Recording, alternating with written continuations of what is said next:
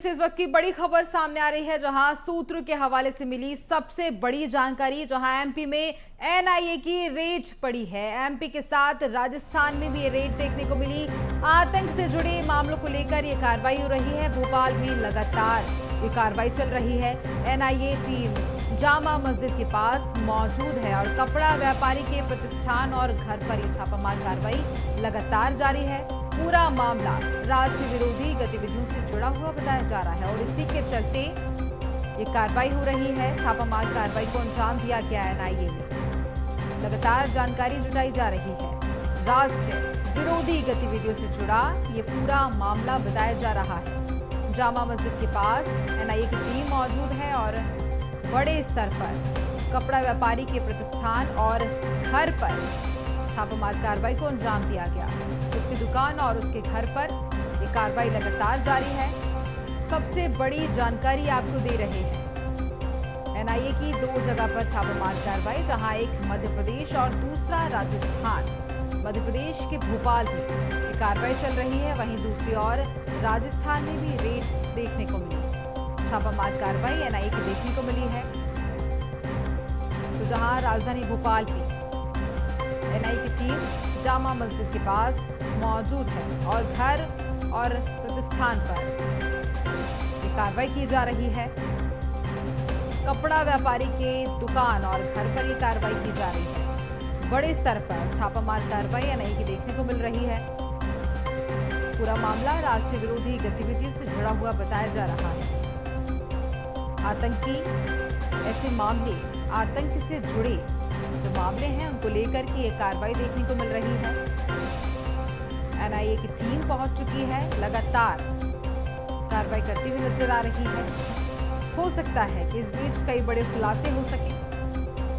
जिस तरह से एनआईए की टीम ने दबिश दी है, जहां कपड़ा व्यापारी की दुकान और घर पर छापा मारा गया और इसके साथ वहीं दूसरी तरफ राजस्थान में भी इस तरह से रेड पड़ी है। बड़ी कार्रवाई को अंजाम दिया गया। कई बड़ी जानकारी इस दौरान मिल सकती है और ज्यादा जानकारी लेंगे। सहयोगी मनोज राठौर हमारे साथ फोन लाइन पर जुड़ चुके हैं। मनोज जी, बड़ी कार्रवाई एनआईए की देखने को मिल रही है, क्या कुछ हो सकता है इस बीच?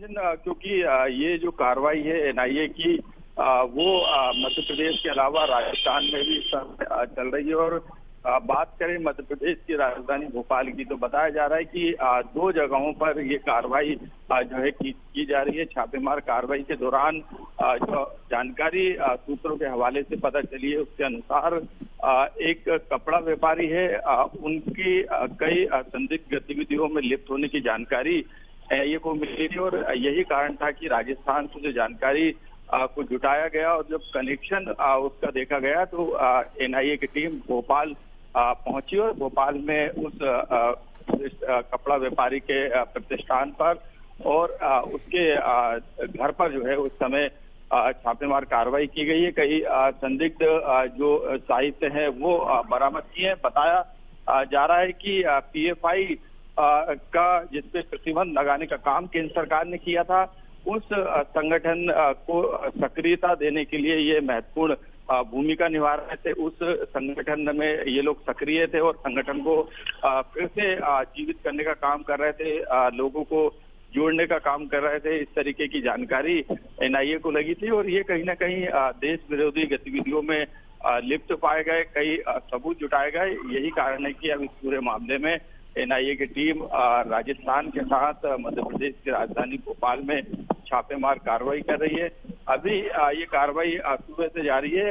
जैसे जैसे समय बीतता जाएगा वैसे वैसे और इस पूरे मामले की तस्वीर साफ होती जाएगी। बिल्कुल, कब तक ये कार्रवाई जारी रह सकती है मनोज जी?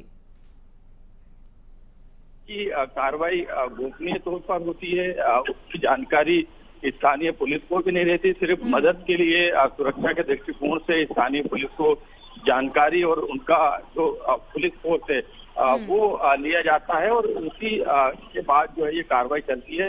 कितना समय लगेगा? देखिए, जिस तरह से कार्रवाई की जा रही है, कई बड़े खुलासे भी इस दौरान हो सकते हैं। तमाम जानकारी के लिए बहुत धन्यवाद।